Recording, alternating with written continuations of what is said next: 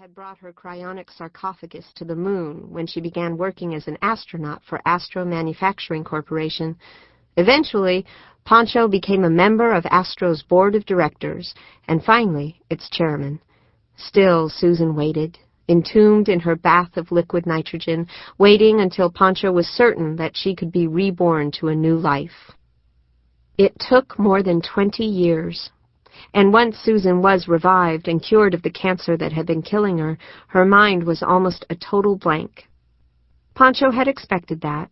Cryonics reborns usually lost most of the neural connections in the cerebral cortex.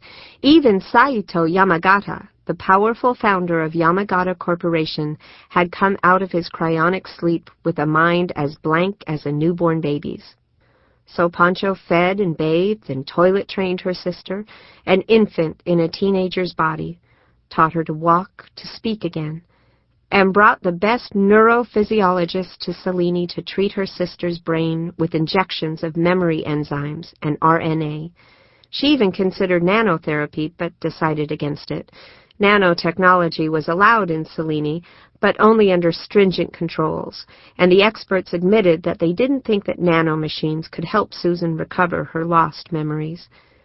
Those years were difficult, but gradually a young adult emerged, a woman who looked like the Susie that Pancho remembered, but whose personality, whose attitudes, whose mind were disturbingly different.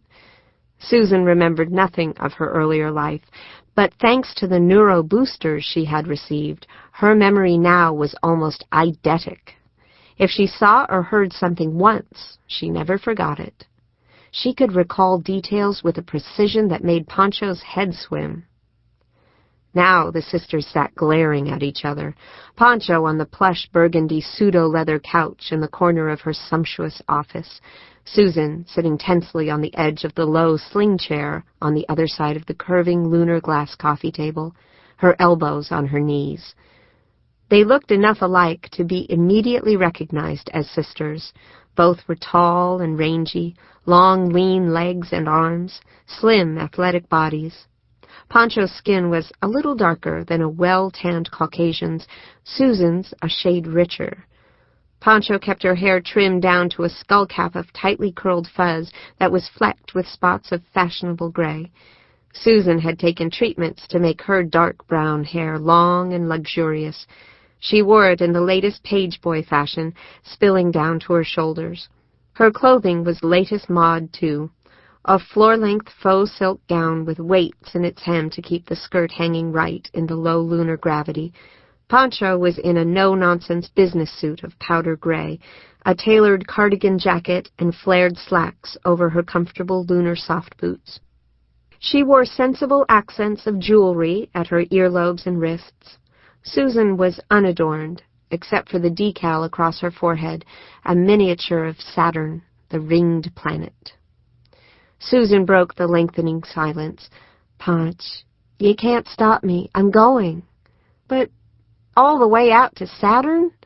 With a flock of political exiles? They're not exiles. Come on, Suze. Half the government's back Earthside are cleaning out their detention camps." Susan's back stiffened. "Those fundamentalist regimes you're always complaining about are encouraging their non-believers and dissidents to sign on for the Saturn expedition. Encouraging, not deporting." "They're getting rid of their troublemakers," Pancho said. "Not troublemakers, freethinkers, idealists, men and women who are ticked with the way things are on Earth and willing to warp off, zip out, and start new lives. Misfits and malcontents," Pancho muttered. "Square pegs in round holes." "The habitat will be populated by the best and brightest people of Earth," Susan retorted. "Yeah, you wish." "I know, and I'm going to be one of them." "Cripes almighty, Suze. Saturn's 10 times farther from the sun than we are." "What of it?" Susan said, with that irritating smile again. "You were the first to go as far as the belt, weren't you?" "Yeah, but you went out to the Jupiter station, didn't you?"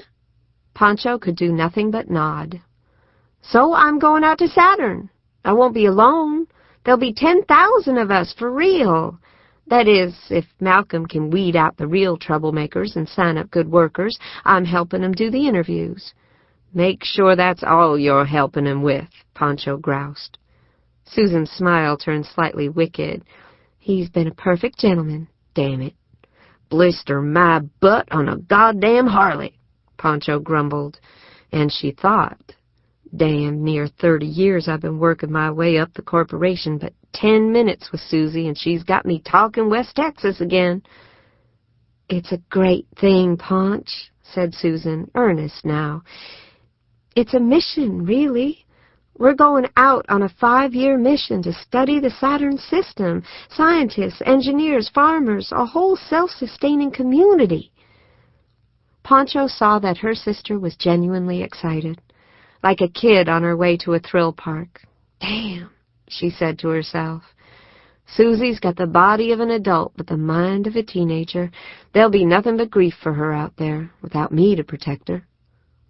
Say it clicks, Ponch, Susan asked softly, through lowered lashes. Tell me you're not ticked at me. I'm not sore, Pancho said truthfully. I'm worried, though. You'll be all alone out there, with 10,000 others, without your big sister. Susan said nothing for a heartbeat. Then she reached across the coffee table and grasped Pancho's hand. But, Ponch, don't you see? That's why I'm doing it. That's why I've got to do it. I've got to go out on my own. I can't live like some little kid with you doing everything for me. I've got to be free. Sagging back into the softly yielding sofa, Pancho murmured, Yeah, I suppose you do. I guess I knew it all along. It's just that I worry about you, Susie. I'll be fine, Ponch. You'll see. I sure hope so. Elated, Susan hopped to her feet and headed for the door. You'll see, she repeated. It's going to be great. Cosmic. Pancho sighed and got to her feet. Oh, by the way, Susan called over her shoulder as she opened the office door, I'm changing my name. I'm not going to be called Susan anymore. From now on, my name is Holly. And she ducked through the door before Pancho could say a word more. Holly, Pancho muttered to the closed door. Where in the ever-loving blue-eyed world did she get that from? She wondered. Why she want to change her name? Shaking her head, Pancho told the phone to connect with her security chief. When his handsome, square-jawed face took shape in the air above her desk, she said, Wendell, I need somebody to ride that goddamned habitat out to Saturn and keep tabs on my sister, without her knowing it. Right away, the security chief answered. He looked away for a moment and then said, about tonight, Never mind about tonight, Pancho snapped. You just get somebody onto that habitat. Somebody good. Get on it right now.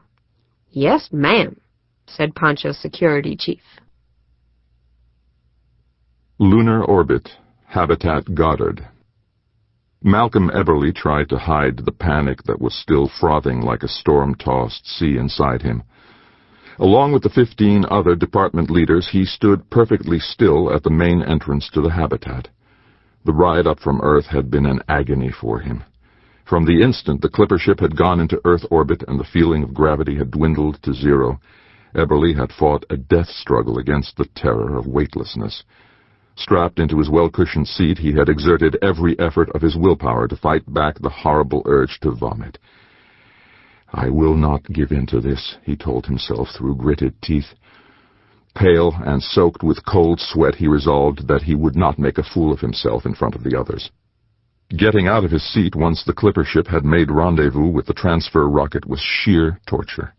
Eberly kept his head rigidly unmoving, his fists clenched, his eyes squeezed down to slits.